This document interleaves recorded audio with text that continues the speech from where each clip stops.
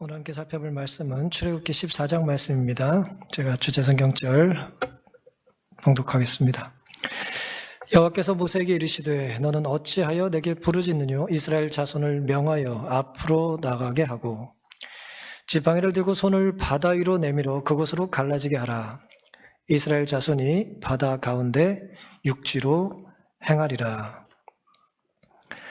이 본문의 내용은 이스라엘 백성들이 출애굽하고 얼마 지나지 않아 이제 홍해 앞에 다다랐을 때 하나님께서 모세에게 하셨던 말씀입니다. 그들이 지금 어디 앞에 있다고요? 홍해 앞에 있습니다. 홍해 앞에 있는데 그들이 거기 왜 있죠? 그들이 홍해 앞에 있는데 그들이 홍해 앞에 왜 있습니까? 홍해 앞에 왜 갔어요? 가나안 땅에 가려고 홍해 앞에 있습니까? 예, 궁극적으로 맞죠. 그들이 홍해 앞에 있는 이유는 하나님께서 그곳으로 인도하셨기 때문이에요. 그렇죠? 하나님께서 인도하셨는데 보니까 홍해 앞이에요. 학대받던 노예였잖아요, 이스라엘 사람들이. 그리고 지금은 자유인이 됐습니다. 학대받던 노예 신분에 헐벗고 굶주리던 사람이 이제 갑자기 졸부가 됐어요. 그리고 자유를 가지게 됐습니다. 하지만 처음 출발하자마자 그들에게 시련이 닥친 것입니다. 출애굽의 규모가 어느 정도 되죠? 얼마나 많은 사람들이 출애굽했다고 성경이 기록하죠? 성경은 이제 유아들, 애들 빼고 장정이 60만이다 그랬어요. 출애굽기 14장 2절인데요. 12장 37절 38절인데요. 유아들 빼고 장정이 60만이라고 그랬어요. 그래서 보통 저희가 이제 거기에 3, 4 곱해서 한 200만 추산을 하죠. 그런데 그들 외에도 그 장정 60만이라고 하는 숫자 안에 이제 예를 들어 이스라엘 사람들 한 200만 된다고 추정을 하는데 추가적인 설명이 성경에 나와요. 중단 잡족이 포함되어 있었다 그랬어요. 중단 잡족. 그 다음에 또 짐승들 얘기도 기록되어 있습니다. 양과 소가 심히 많았다 그랬어요. 생축이 많았다 그랬어요.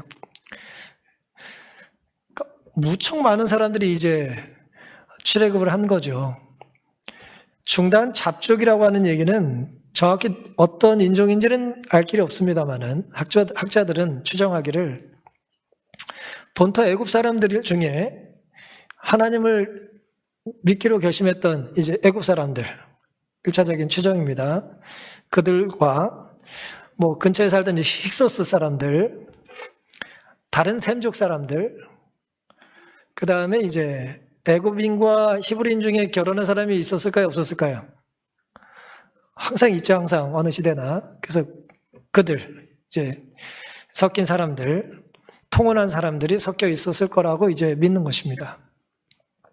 물론 민수기에는 나중에 주로 이렇게 출애굽기 잡족이라고 표현된 이 사람들이, 이 섞여 있는 무리들이 이제 광야 생활 중에 자꾸 먹을 게 없다고 이제 불평했던 원인을 주도적으로 제공한 사람이라고 하는 기록이 있습니다.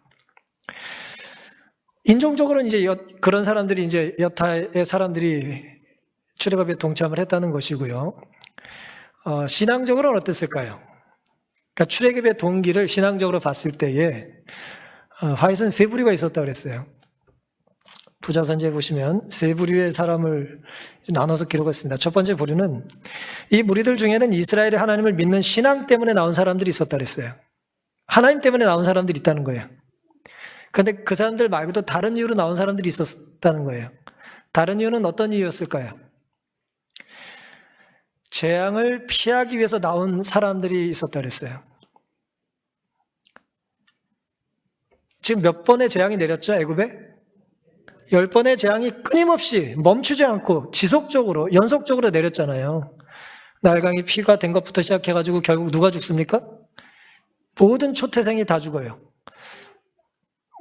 문에다가 피를 바르지 않은 집 빼고는 다 죽었어요. 바로의 자식까지 다 죽었어요.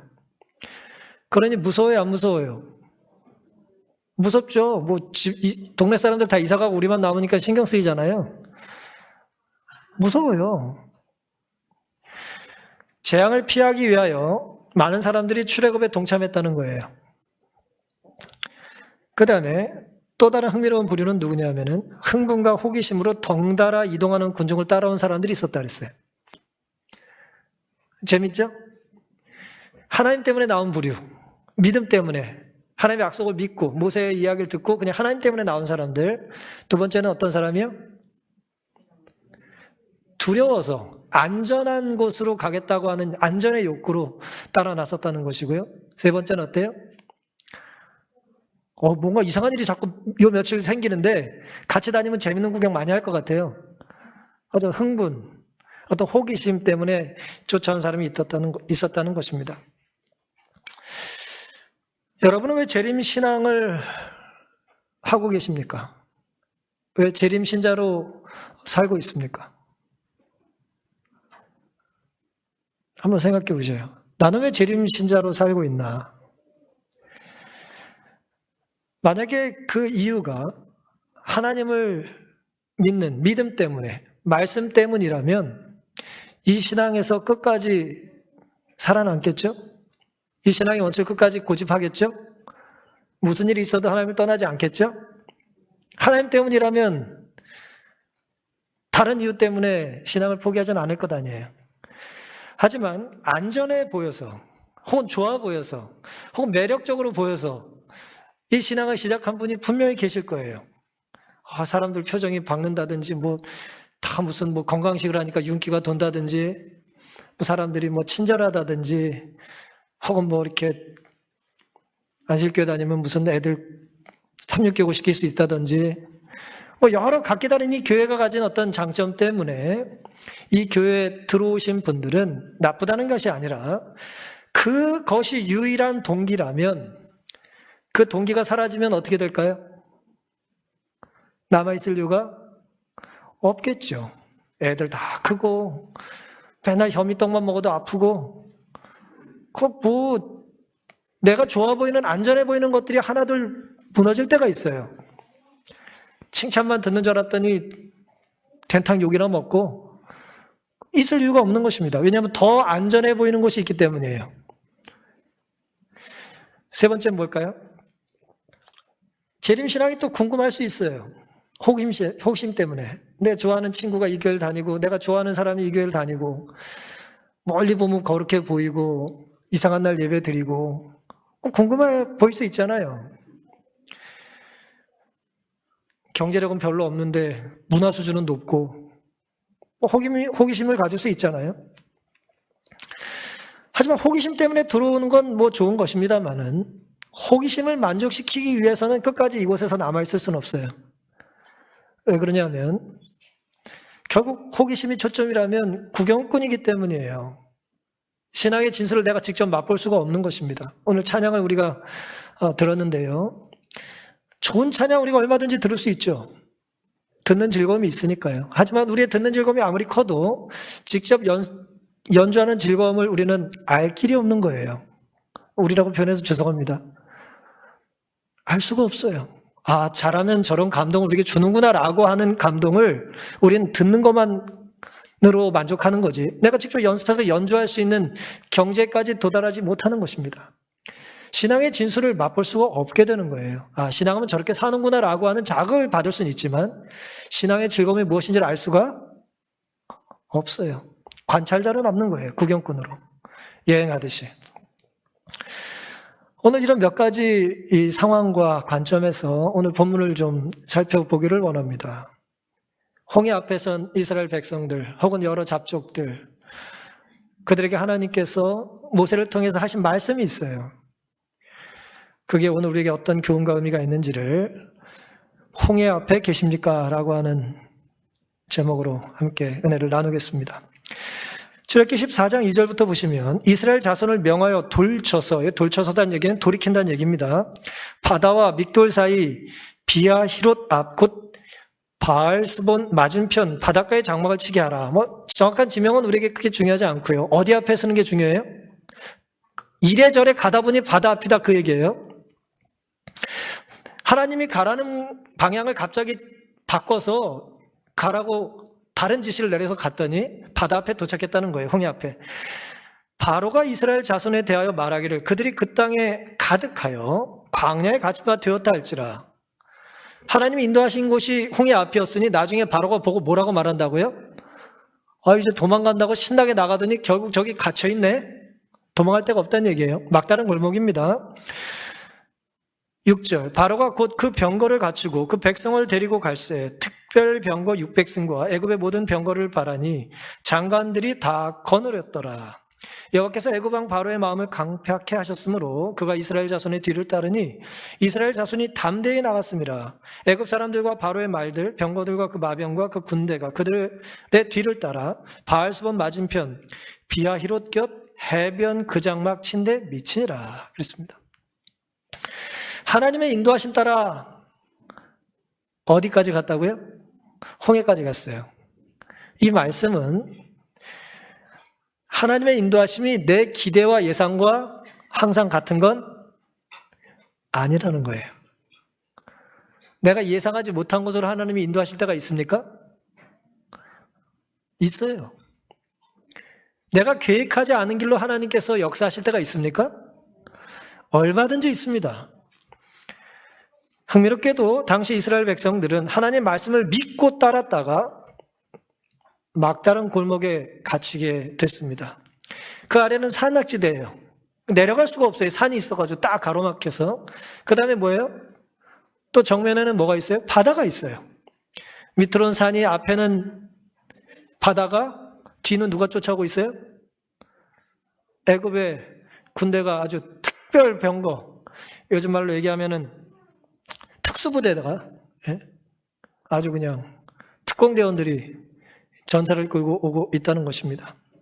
당시엔 공군과 해군이 굳이 필요가 없었어요. 엄청난 이제 마병들이 오는 것입니다. 코앞까지 당도했어요. 왜 하나님께서는 피할 수 없는 곳으로 이스라엘을 인도하시고 바로에게 비웃음을 사게 하셨을까요?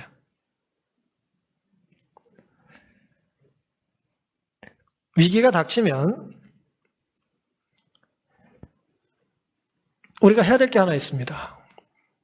내가 당하는 이 위기가 혹은 이 위기를 경험하는 이곳이 혹은 위기를 겪는 이 시간이 하나님께서 인도하신 것 때문에 초래된 것인지 아닌지를 우리는 생각해 봐야 돼요. 만약에 내가 선 곳이 하나님께서 인도하신 곳이라면 문제가 될 것이 없습니다. 링컨이 남북전쟁 때 했다는 말로 알려진 이야기잖아요. 좀 위기에 닥쳐서 당시에 다들 기독교 신앙인이었으니까 참모가 하나 그랬답니다. 하나님께서 우리 편을 들어주시라고 기도해야 되지 않겠습니까? 라고 얘기를 했다는 거예요. 근데 링컨이 뭐라고 반응을 했답니까? 내가 걱정하는 건 내가 하나님 편에 속해 있는지라 그렇게 대답을 했다는 거예요.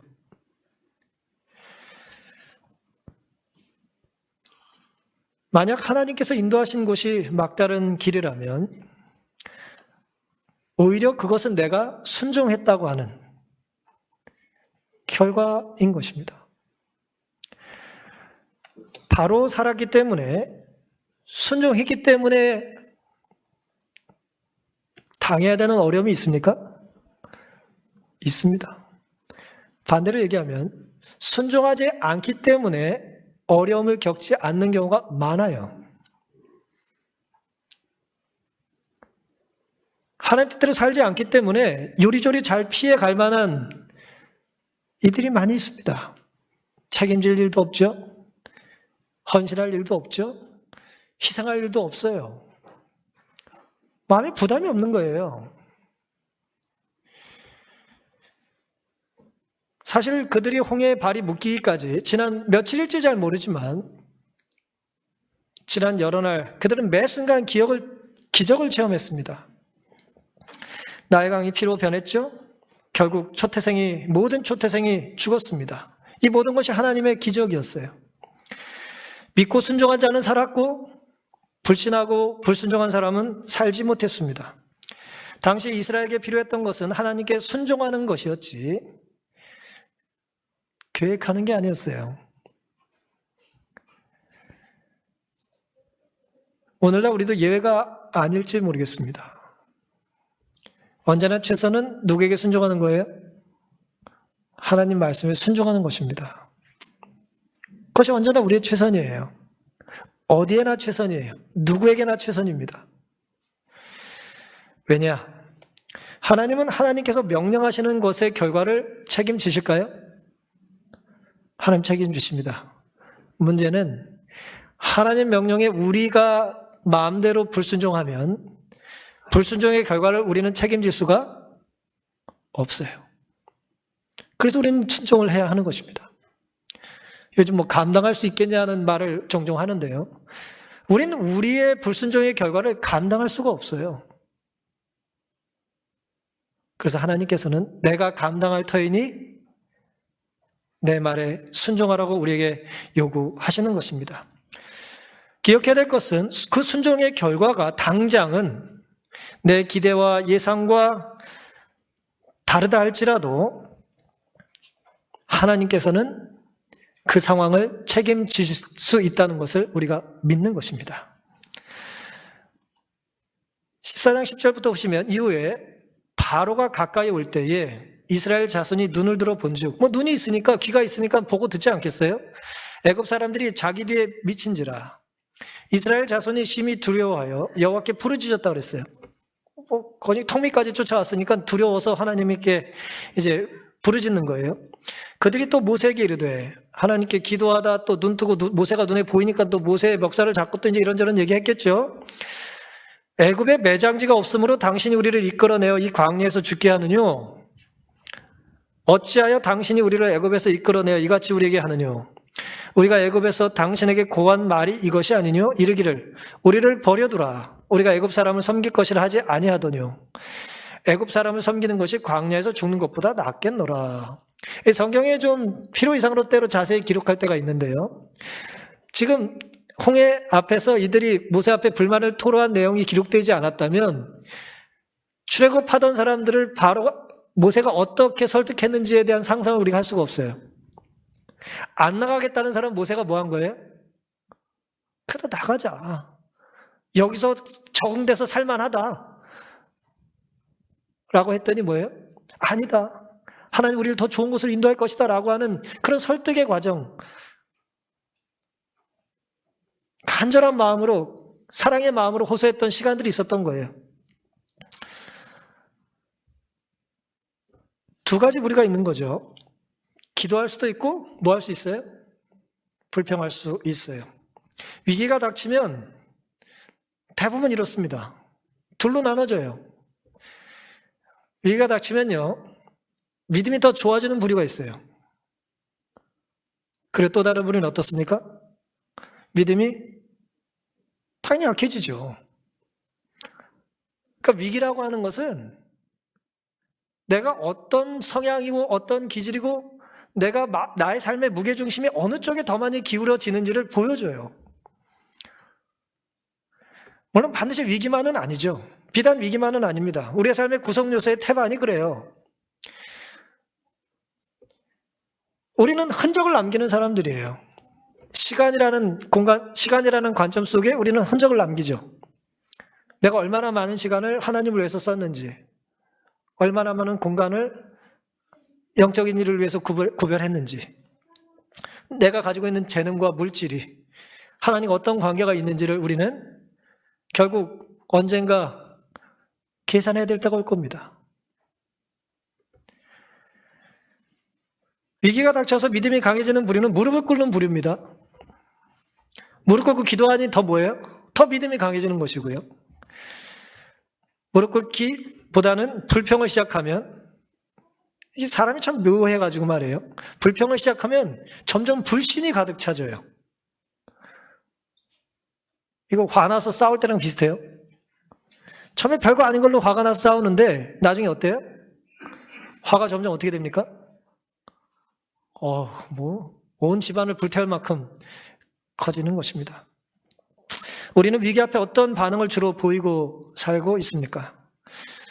상황이 어떠하든 한결같이 하나님을 믿는 부류가 있는 반면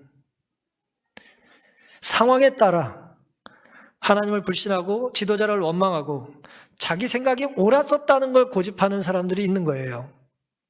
상황에 따라 달라집니다. 불안하죠. 합리적이라고 말하고 싶지만 불안해요. 하지만 아무리 불만스러운 상황이라 할지라도 우린 좀 정직할 필요가 있습니다. 어떻게 해요? 정말 하나님 말씀 따라 광야에서 사는 것이 애굽에서 종살이 하는 것보다 못할까요? 그렇게 생각되세요? 노예로 살고 먹고만 살면 되니까 자유도 필요 없고 하나님과 같이 사는 것도 뭐 나는 개의치 않겠다. 그게 더 가치 있는 고백일까요? 정말 하나님 말씀에 순종하는 삶이 내 생각이나 내 판단을 고집하는 것보다 못합니까? 정말 그런가요? 아니에요.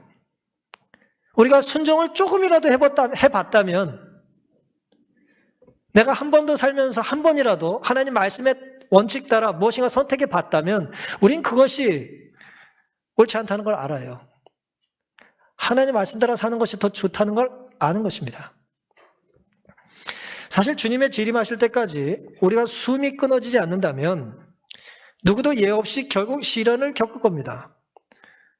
시련으로부터 자유로운 사람은 아무도 없습니다. 단 하루도 저는 없다고 생각해요. 중요한 것은 시련 앞에 우리가 어떤 반응을 보이느냐 하는 것이겠죠. 누군가는 시련이 하나님께 더 가까이 나갈 수 있는 기회가 되기도 하고요. 누군가는 하나님께 멀어지는 이유가 되기도 합니다. 시련이 그런 거예요. 근데 오늘 뭐 언약 잠깐 공부도 하셨습니다만은 하나님과의 관계가 바르다면 아주 친밀한 뜨거운 사랑의 관계라면 가정도 마찬가지죠. 연인 간에 가족 간에 사랑이 끈끈하다면 시련은 그 끈끈한 관계를 더 끈끈하게 만들어요. 하지만 별별 없는 관계라면 시련을 핑계로 뭐 할까요? 뭐 힘든데 뭘 만나 라고 하게 될 겁니다. 어려울 때인데 각자 알아서 살아 라고 말할 거라는 거예요. 선택은 우리 몫이죠. 어떤 선택이 좋은 선택일까요? 내게 길이 보이지 않는다 그래서 하나님께도 길이 보이지 않으실까요? 하나님께는 길이 안 보이는 게 아니라 하나님 자신이 길입니다. 내가 길이 보이지 않는다는 것은 내가 하나님을 놓쳤다는 거예요. 내가 모른다고 하나님도 모르시는 게 아니에요. 내가 하나님을 모르기 때문에 내 삶의 답을 찾지 못하고 있는 것입니다. 예레미야 33장 3절에 너는 내게 부르짖으라 내가 너에게 응답하겠고 네가 알지 못하는 크고 비밀한 일을 내게 보이리라. 우리가 모르는 길을 우리가 모르는 것을 하나님께서는 기도하는 자에게 알려주기를 기뻐하십니다. 지금까지 인도하신 하나님은 계획이 있으실까요? 계획이 있으시죠. 더 큰 것을 집어넣으려면 더 많이 집어넣으려면 좀 포대기를 어떻게 해야 돼요? 포대기를 어떻게 해야 됩니까? 흔들어야죠. 흔들어야 될 거 아니에요. 그래야 뭐라도 하나라도 더 들어갈 거 아니에요. 어떤 사람은 많이 먹겠다고 먹으면서 운동까지 하는데 집어넣는다고 막 밥 먹어서 운동하는 사람 있잖아요. 많이 집어넣으려면 흔들어야 돼요. 하나님이 때로 우리에게 좋은 것을 크게 넘치도록 주시기 위해서 우리를 흔드실 때가 있을까요? 어지러워요? 하나님 우리를 흔드시더라도 우리에게 좋은 것을 넘치도록 주기를 기뻐하시는 겁니다.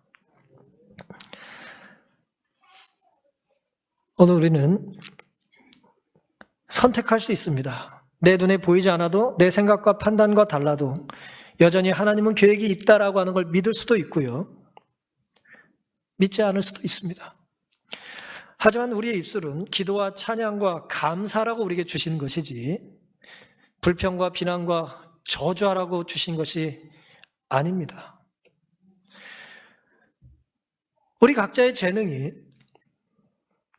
하나님께 영광 돌리고 사람들을 섬기라고 하나님께서 우리에게 주신 것이지, 나를 앞세우고 사람들 위해 자랑하고 군림하라고 우리에게 재능을 주신 것이 아니에요. 따라서 내가 남보다 잘난 것이 있다면 그것은 내가 하나님께 받은 선물이니 겸손해야 할 이유지, 하나님을 부정하고 교만한 근거가 돼서는 곤란한 것입니다. 그러니 불평하지 말고 모든 위기를 기도의 기회로 삼게 되시기를 간절히 바랍니다. 13절부터 오시면 모세가 백성에게 이르되 너희는 두려워 말고 가만히 서서 여호와께서 오늘날 너희를 위하여 행하시는 구원을 보라. 이 말씀을 잘 묵상해 보면요, 두려워 말란 얘기를 왜 했을까요? 두려워하고 있으니까 했을 거 아니에요, 그렇죠? 두렵지도 않은 사람들한테 두려워하지 마 그러면 누가 그 말 들어요? 두려워하지 않아 라고 말하지 않겠어요? 두려워하니 두려워하지 말라고 얘기하는 거예요. 말세에 모이지 않을 터이니 모이기를 피하지 말라고 말을 하는 거예요. 사랑이 없을 터이니 사랑하라고 자꾸 막 강조하는 거예요. 두려워 말고 가만히 서서, 가만히 서 있으라는 얘기 왜 해요? 가만히 서 있으라는 얘기를 왜 합니까? 싸돌아다니니까 하는 거 아니에요.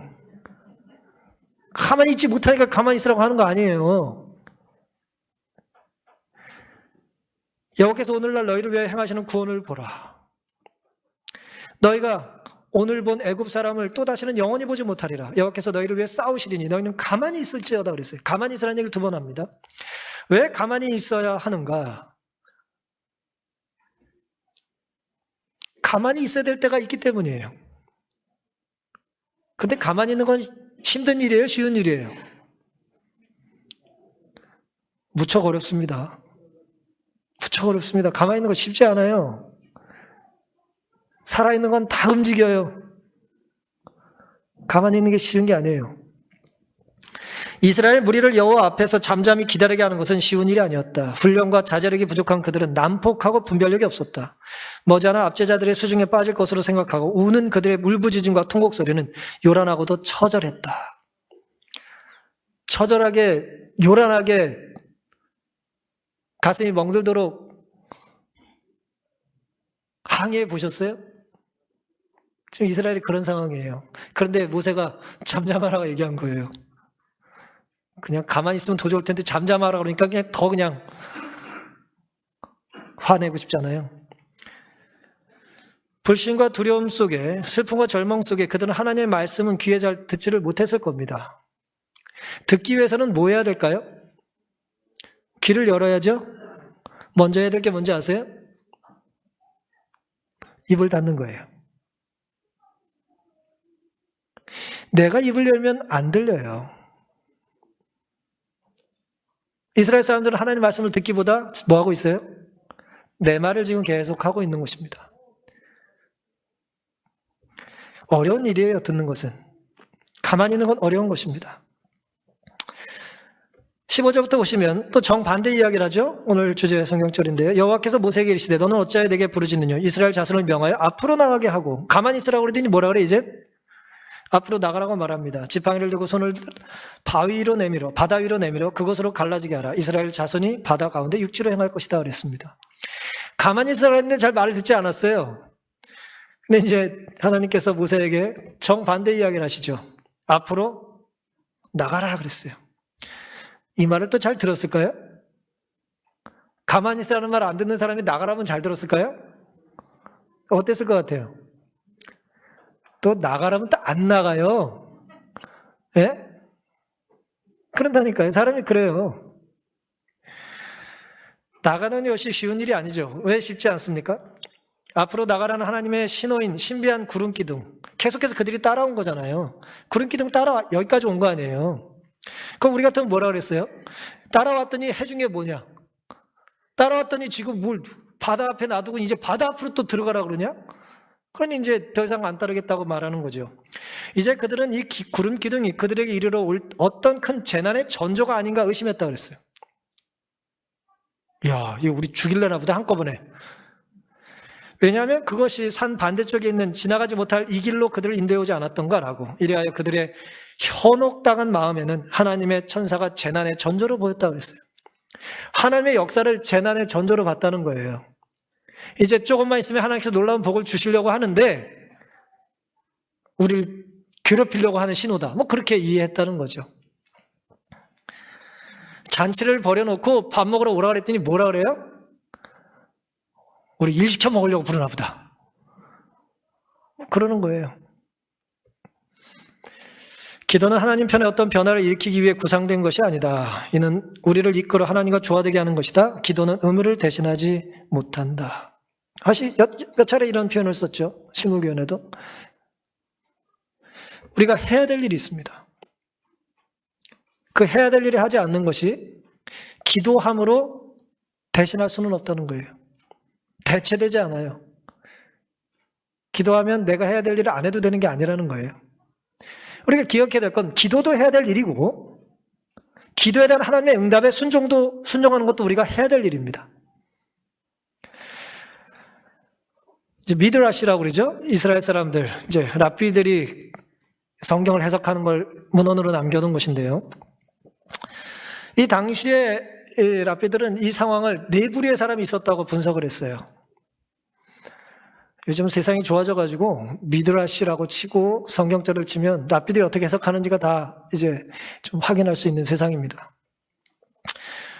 네 부류로 나눠졌는데 첫 번째 부류는 이렇게 말했대요.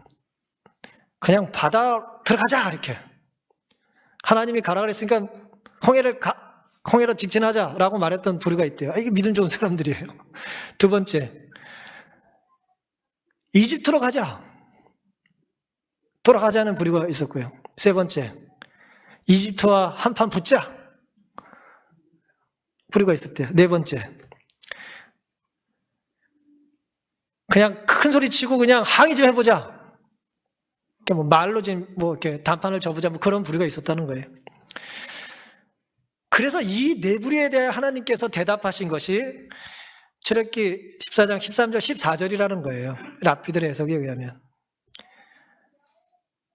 바다로 가자라고 했던 사람들에게는 가만히 서서 너희를 위하여 하나님께서 구원을 행하시는 걸 봐라 라고 대답을 하셨고요. 이집트로 돌아가자는 사람들에게는 너희가 다시는 애국 군대를 보지 못할 거라고 대답을 하셨고, 한판 이집트 사람과 한판 뜨자고 말한 사람에게는 여호와께서 너희를 위해서 싸우실 것이라고 대답을 해주셨고, 왁자지껄 떠들고 항의하며 이제 따지자고 말했던 불평하는 사람들에 대하여는 입 다물고 가만히 있고 조용하라고 대답해 주셨다는 거예요.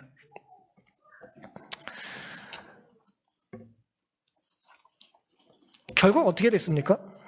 20절부터 보시면 애굽 진과 이스라엘 진 사이에 이르러서니, 구름 기둥이요. 저편은 구름과 흑암이 있고 똑같은 구름이 있는데 구름으로 막아주셨는데 애굽 쪽은 그 구름 때문에 어두워졌고요. 이편 이스라엘 쪽은 밤임에도 불구하고 광명했다고 그랬어요. 구름이 양쪽으로 이제 나눠졌는데 애굽 쪽은 어둡고 이스라엘 쪽은 환하게 해줬다는 거예요. 당시 시간은 밤입니다. 모세가 바다 위로 손을 내어민데 여호와께서 큰 동풍으로 밤새도록 바닷물을 물러가게 하시니 물이 갈라져 바다가 마른 땅이 된지라. 이스라엘 자손이 바다 가운데 육지로 행하고 물은 그들의 좌우에 벽이 됐다 그랬어요. 이 사건은 밤에 있었어요. 그리고 새벽이 됐을 때 애국 군대가 이제 환해지면서 들어왔다가 다시 몰살을 당하죠. 밤새도록 하나님께서 구름 기둥으로 막아주시고 홍해는 큰 동풍으로 이제 길을 내주셨다는 거죠. 이게 이제 역사입니다. 이 기적이죠. 놀라운 일이에요. 그래서 결국 그들이 홍해를 건너가게 됐습니다. 여기까지 우리가 잘 아는 내용이에요. 근데 이걸 궁금하게 생각하는 사람들이 언제나 있습니다. 60만 혹은 200만은 넘는 사람들이 홍해를 건넜는데 누가 먼저 건넜을까? 뭐 그런 것도 궁금해하는 사람들이 있어요. 누가 먼저 건넜을까요? 믿음 좋은 사람, 제사장. 누가 먼저 들어갔을까? 뒤에서 누가 민 사람? 성경은 말하고 있지 않아요.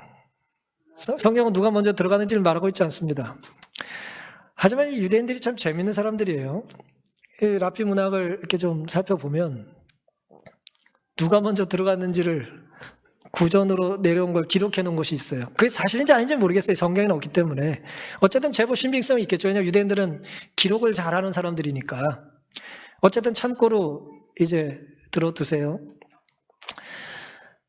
자료를 제가 좀 찾아보니까 전설에 의하면 나손이라는 사람이 처음 홍해를 건넜는데요. 이 사람의 이름이 이제 이스라엘 사이에 좀 기록이 된 이유는 이 사람이 믿음으로 모세 말을 듣고 홍해에 발을 디뎌놨을 때에 이 사람을 제외한 모든 사람은 기적을 베풀어 달라고 기도만 하고 있었다는 거예요. 이 사람이 특별하게 대접받는 이유는 거기에 있어요. 하나님이 가라 그랬더니 죄다 뭐 하고 있다고요? 기도만 하고 있었다는 거예요. 기적을 베풀어 달라고. 근데 이 사람만 홍해에 뛰어든 거예요. 그런데 이걸 한 랍비가 이렇게 좀 자세히 기록을 했습니다. 물론 상상이죠. 상상이 포함된 뭐 사실인데요. 유대인들의 기록에 의하면 발을 집어넣을 때 이 사람이 다이빙한 게 아니잖아요. 발을 갖다 댔어요. 갈라졌을까요? 갈라지지 않았을까요?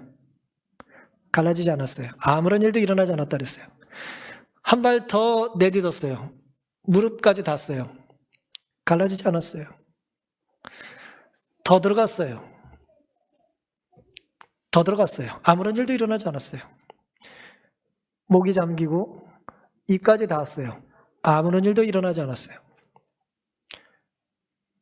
뭐가 닿았을 때 갈라지지 않습니까? 콧구멍, 숨구멍이 물에 닿자 갈라졌다고 그랬어요. 이건 굉장히 중요한 이야기죠. 이 똑같은 이제 사실이 제가 이 사실이 궁금해서 제가 유대 백과사전을 좀 들춰봤습니다. 나손이라는 이름으로 유대 백과사전을 제가 좀 붙여보니까 같은 내용이 기록되어 있어요. 이 사람만 약속된 기적을 믿고 발길을 내밀었다고 그랬어요. 용기를 가지고 믿음으로. 여기서 이렇게 분명히 기록해 놨습니다. 홍해는 결코 자동적으로 갈라진 게 아니다라고 그랬어요. 그가 코에 닿을 때까지, 물이 닿을 때까지 걷자 물이 갈라졌다. 같은 기록을 해놓고 있더라고요. 뭐 나손이라는 이름을 아는 것이 뭐 이렇게 중요하지 않을지 모르겠어요. 이게 머리가 좀 좋으신 분들은 저희가 룻기 공부를 오랫동안 하면서 이 나손을 언급한 적이 있는데 살짝 언급하고 넘어갔는데 혹시 기억하시는지 모르겠어요. 나손이 누구냐 하면은 아론의 처남이에요. 아론의 처남. 그리고 살몬의 아버지예요. 그 얘기는 뭐냐면 보아스의 할아버지라는 뜻이에요. 룻기에 나오는 얘기예요. 룻기 4장에. 그리고 다윗의 조상이죠. 룻기 4장 20절에 암미나답은 나손을 낳고 나손은 살몬을 낳고 살몬은 보아스를 낳고 그렇게 나옵니다. 유다 지파의 지도자고요. 홍해를 건너서 광야에 갔을 때 법궤를 앞세우고 가면서 유다 지파가 이제 그 뒤를 따르죠. 그 최선봉에 누가 섰냐면 나손이 섭니다. 민수기 10장 14절에 선두라는 얘기입니다. 유다 자손 기에 속한 자들이 그 군대대로 진행하였으니 유다 군대는 암미나답의 아들 나손이 영솔했다고 그랬어요. 아마 홍해를 처음 발을 디뎠다는 그 특권 혹은 그 믿음 때문에 그 이외에도 먼저 이제 광야를 선두에 서서 진행하게 했는지 모르겠어요. 나손 같은 부류가 뭐 나손이 역사적으로 성경적으로 사실인지 아닌지 제가 잘 모르겠습니다만은 나손 같은 부류가 있잖아요. 나손 같은 부류는 안전을 최우선하진 않아요.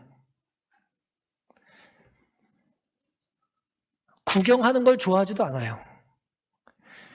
나손 같은 부류의 특징은 그것이 하나님의 뜻이냐 아니냐를 중요하게 생각합니다. 믿고 순종하는 거예요.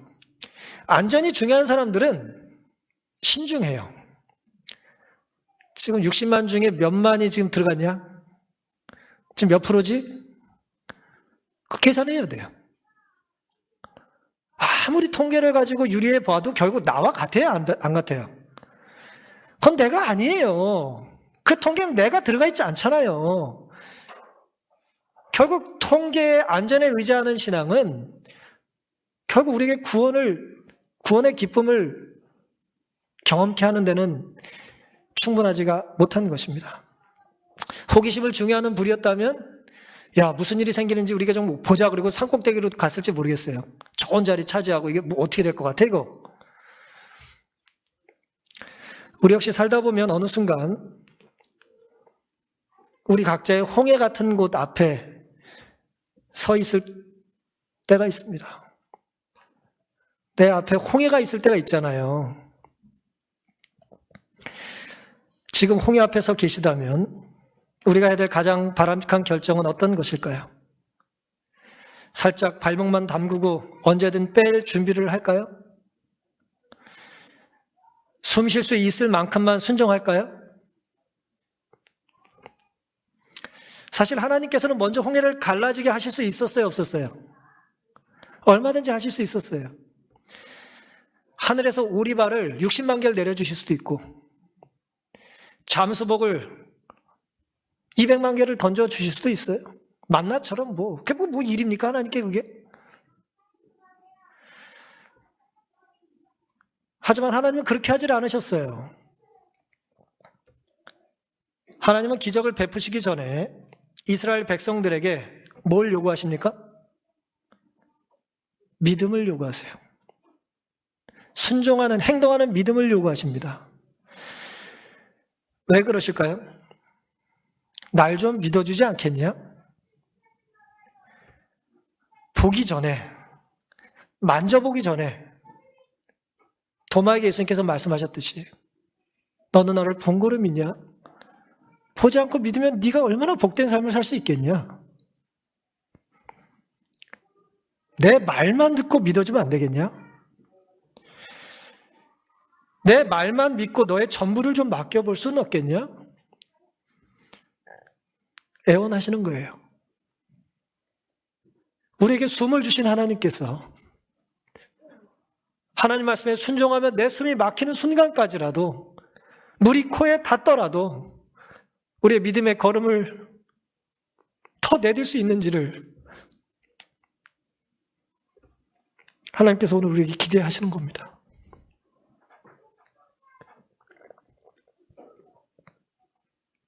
누구에게나 첫걸음이 있죠?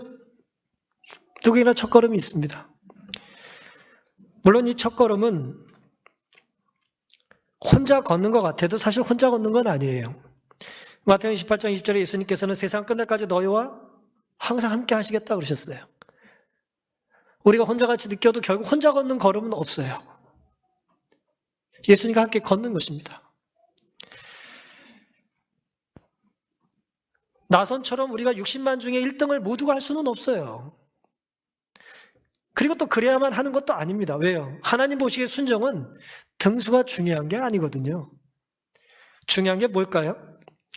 60만 번째로 발을 내딛다 할지라도 그 발 디딤의 이유가 남들 살피다가 그냥 유리할 것 같으면 내딛는 발이 아니라 하나님 말씀 때문에 내가 내딛는데 숫자적으로 60만 번째라면 그것은 하나님 보시기에 1등이에요. 내가 하나님을 섬기고 하나님을 믿고 행하는 첫 걸음이 하나님께는 언제나 1등짜리 발걸음이라는 것입니다.